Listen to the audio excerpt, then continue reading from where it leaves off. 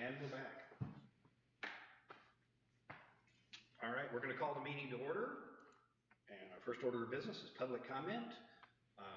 I didn't receive any, so in order to, public comment's been a while, so sorry. Public comment requires you fill out a form at the front of the room. I didn't get any of those, but if somebody wanted to address the board, please raise your hand and I'll read this while you fill out the form real quick. Hearing no one. Okay, next item. First item on the agenda is August 5th, 2025, regular session. Consideration of those minutes, consideration of claims and payroll. I move we approve the minutes, claims, and payrolls as presented. Second. Been properly moved to second to approve the minutes, claims, and payrolls as presented. Is there any discussion? Hearing none, all those in favor signify by saying aye. Aye. Opposed, same sign. That motion carries. Next item is public hearing. It's on the collective bargaining agreement. 2019 Senate Enrolled Act 390 amended the collective bargaining process to require school corporations and teachers associations to take public testimony regarding the teacher compensation before starting private or formal negotiations.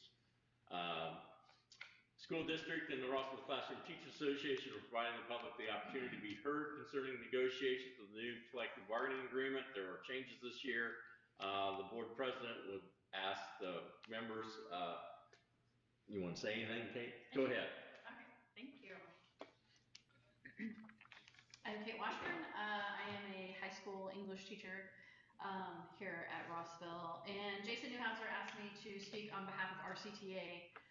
As we know, education's in the midst of a crisis, if I can be blunt. At Rossville schools, I feel like we are working hard to navigate those waters and keep a positive impact on our students and the community. So even while those resources, they're being depleted and they are being minimized. So we got to think about what's setting us apart as a school. And Jason and I felt like that our dual credit courses offered in-house are making a significantly positive impact on our students. So I personally have been a dual credit teacher for over 12 years. It's how I got into education. First, I was an adjunct professor, and then I became a high school teacher. You can ask me about that later. But I'm teaching the exact same college course that I taught while I was teaching as an adjunct professor. So Rossville is the third school that I've offered dual credit through. And that specific class that I teach, that first year composition class, everybody's got to take it as a college freshman when you enter in. So over the years, my class has directly transferred not only to our local universities, Purdue, IU, and all of their regional campuses, it's also transferred to out-of-state schools that I've had several students come back, ask me for my syllabus, those credits directly transferred for that first year composition. So like University of Alabama, Oregon State University, and Wright State University specifically are students that I had, and those courses transferred. Also, I've had them transfer to private colleges, so Butler, Earlham, Taylor, Manchester, Indiana Wesleyan. And every year I have students come back, and I know it's the same true for Newhouser too, that these students send me messages of gratitude that they don't have to take those first year classes. They watch their roommates struggle through it as they're trying to navigate how to be a college student. So at Rossville schools, alongside me and Newhouser, we have other teachers that are providing this dual credit instruction too. And some of them have even gone back to school and taking additional master level courses, even if they already have a master's degree, to give them those 18 credit hours required at a master's level so that they can be credentialed to teach those dual credit classes. So that's, you know, I'm sure you've seen Kyle Etherington and Chad Gahabe and Kyle Stage and Craig Ramaley. We're just all adding to that list. At Rossville, last I checked, we have 14 Indiana College Core classes that are going to directly transfer to the universities. And that's on top of the welding and the agricultural dual credit program, which is a little bit different. This is the Indiana College Core. So at Rossville schools, we've partnered with Ivy Tech Community College to accreditate and vet our dual credit courses. The cost that students would pay at Ivy Tech is $178 per credit hour. So my class that I teach, in May, you've earned 6 credits. So 3 credits the first semester, 3 credits the second semester. So each student would be paying $1,000 or parents would be paying $1,000. And here at Rossville, our students don't pay for these courses. They're a part of that Indiana College Core. So the state provides additional funding to the schools for these students that are enrolled in the dual credit courses through the Indiana College Core. So at Rossville Schools, both Newhouser and I were incredibly proud of this growing dual enrollment program. I think it's a huge selling point for our school as this continues to grow. And I think for the dual credit courses specifically, teachers that have to, because we have to take additional college courses to be credentials, it's fair to give them a little bit extra to compensate for that. At Rossville, we're still ahead of the curve on starting pay too. So I think we're doing excellent in that direction too, but there's still a lot more work to do. We need to keep our good teachers. We need to keep especially the qualified ones who can teach those dual credit classes, and we need to have a fair wage and enticing benefits to maintain the teachers that we have and bring in new ones. So thank you very much. Thank you. It's a public hearing, so you can open up the floor. Anyone else or anyone would like to address the board regarding the collective bargaining agreement? Okay. Officially can't start until the 15th of September, and we haven't begun yet, so. Okay. We will close the public testimony part of our meeting. New business, personnel items, consideration of resignation. Tracy Five submitted a resignation as a junior class sponsor. And Mr. Dennison and Mr. Hammonds is recommending the following substitute teachers for the district. Monica Thompson-Smith, Crystal Glass, Marissa Clinton, Misty Bredenbach, Kaylee Morgan, and Angela Markham. And then also Mr. Dillingham, Chief Dillingham is recommending Josh Danner for the Rossville School Police Department. He has completed the 40 hours of Indiana School Resource Officer training, is equipped with specialized knowledge and skills to serve in a school setting. He's previously served as an SRO for Frankfurt. Mr. Dillingham is recommending coming here. The way we do that is we have an officer on duty, so he would be in the rotation. So, Mr. Hammond, Mr. Dennis is also recommending ECA sponsors, junior class sponsor. It's a half, so there's two of them, Kelsey Hall, Hornet Little Hoosiers, Amy Goris, and Rossville Elementary School Robotics, Kim Zink. Consideration of handbook changes. So for the non-exempt classified handbook, instructional assistants, we had instructional assistant ASL, which is American Sign Language, changed the name to educational interpreter. Addition to amend one of the addressing the use of deduct days. So this is another item, addressing the use of deduct days effective September the 3rd. And then also for the classified staff, addition Cordy Galidal as SLPA, speech language pathologist, to the exempt handbook. Originally she was approved as a teacher contract, but does not have a teacher license, and also we had a typo on the nurse's contract where she had LTD and she is not eligible. Mr. Burkle is recommending following coaches for the fall: Christina Griffin for the 6th grade volleyball volunteer coach, and Lindsey Buck has submitted the following individuals as FFA volunteers: Jaden Brown, Ethan Buck, Bill Carter, Christy Cree, Lori Davis, and Kent Need. And those are the personnel recommendations for this evening. I move we approve the personnel items as presented. Second. Properly moved and seconded to approve the personnel items as presented. Is there any discussion? Hearing none, all those in favor signify by saying aye. Aye. Opposed, same sign. Abstentions? My niece is in there, so I'll abstain from that. That motion carries.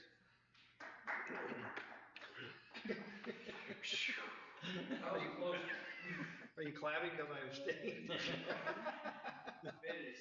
doesn't live in your household though. So I know, but still, whatever. Okay, so consideration of policy. We have an ongoing process where we review policies and work with the Indiana School Boards Association to do that. So it's been a comprehensive policy review. We did several last year, and we are still on track to do several more. Some of these came out of Indiana law changes. Some of these are required every year. So The student residency verifications are required every year to be annually adopted. So that's section 4010. And so that's up for a second read this evening. That was just reviewed. And then also we have others that are for second read. 1200 board organization officers. 2740 Stop the Bleed program.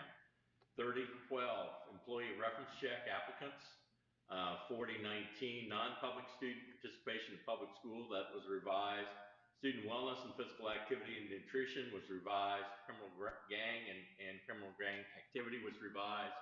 Virtual education program was revised, and so was the test security program. And that is the policies for consideration. Those are second read, so those come effective. I move we approve the policy items as presented. Second. Been properly moved and seconded to approve the policy items as presented. Is there any discussion? Hearing none, all those in favor signify by saying aye. Aye. Opposed, same sign. That motion carries.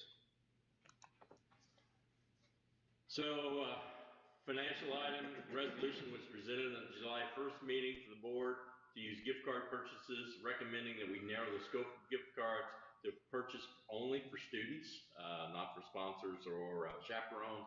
So it would only be allowable for students. And there's a criteria, accounting criteria that they have to go through in order to meet that requirement.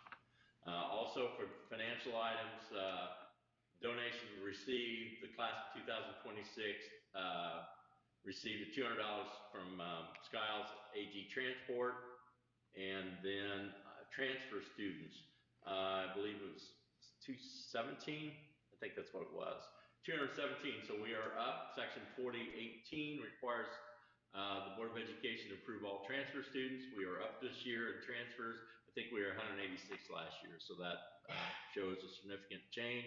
Also from last year, we began a virtual option for students that I believe is up to 11. Is that right? 11? I think it's 11. Last I knew it was 9. So. Okay, anywhere from 9 to 11 or greater. 11? 11. So that is transfers tuition students. And then there's no tuition, so it's just transfer students. Consideration of annual financial reports. School district required under 5-11-1-4 to file the 2023-24 ECA risk report and do that before the 29th of 2025. Both extracurricular treasurer and the corporation treasurer filed the data required for the reports, and the data was submitted prior to the 29th deadline. That is the financial items. I move we approve the financial items as presented. Second. Been properly moved and seconded to approve the financial items as presented. Is there any discussion?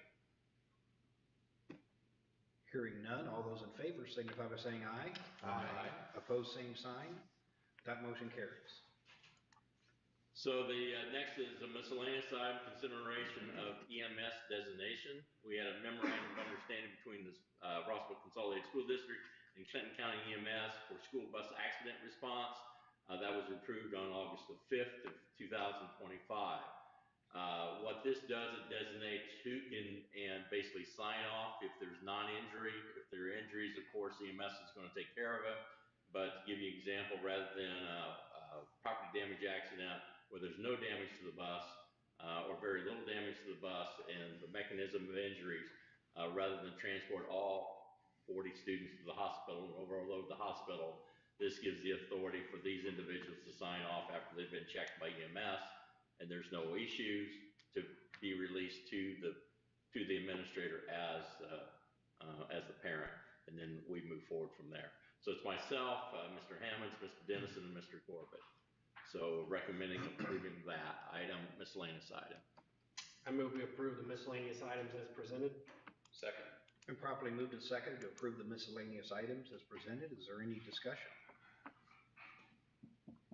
Hearing none, all those in favor signify by saying aye. Aye. Opposed, same sign. That motion carries. Field trips, 4th grade on the 9th to Clinton County Farm Day at Frankfurt. The FFA has several, the 18th, the 20th, 24th, 24th, and I'm sure there's more to come. Ag Ed, Communication Day at Purdue, soil judging, and then the FFA district kickoff kickoff at Sheridan and the FFA softball game at Clinton Prairie. Fourth grade is also headed to Connor Prairie on the 25th. The second grade farm to table demonstration in Indianapolis, and the kindergarten's going to Hillside Acres. And then there's some more field trips. Juniors, on the 2nd of October, College Career Fair in Frankfurt, kindergarten, Lafayette Fire Safety, on the 9th. On the 3rd grade, going to Dole's Tree Farm in Thorntown on the 9th. Pointer Little Hoosiers to Delphi Canal in Delphi on the 28th of October. Seniors, this is a senior trip, April 24th through the 28th of 2026, and the 4th grade to the State Museum on the 5th of May, or 8th of May. Conference request, Michelle Hauser on the 28th or 27th of August went to ELL Train the Trainer. Carrie Gahabe to Reading Specialist Network on several different dates. Jason Newhouser for the Speech Coaches Conference on the 5th through the 6th in Indianapolis, and Michelle Hauser to West Lafayette for explicit phonics instruction for all. And then Dustin Shadbolt's headed to Stronger Together, Enhancing School Safety Conference in Lafayette. Teamed up with Clinton County School Safety Academy and Tippecanoe School Safety Academy, teamed up to put on a conference. It's an all-day conference, which will provide for school safety specialist certification hours for those individuals that attend. Michelle Hauser on the 18th is headed to Literacy Conference in West Lafayette. Paul Mullins, General Music Fall Workshop in Indianapolis. Michelle Hauser on the 30th. Leading Technology Integration and Reading Improvements, University of Indianapolis. And Kayla Horoho, the Indiana Association of School Nurses in Indianapolis in November.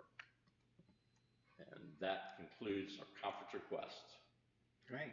With that, I'll ask for a motion to adjourn our meeting. I move to adjourn the meeting. Second. Been properly moved and seconded to adjourn our meeting. All those in favor signify by saying aye. Aye. Opposed, same sign. That motion carries. Our next board meeting will be Tuesday, September 16th, right here. Right here. At 7 p.m. We'll be doing a budget review.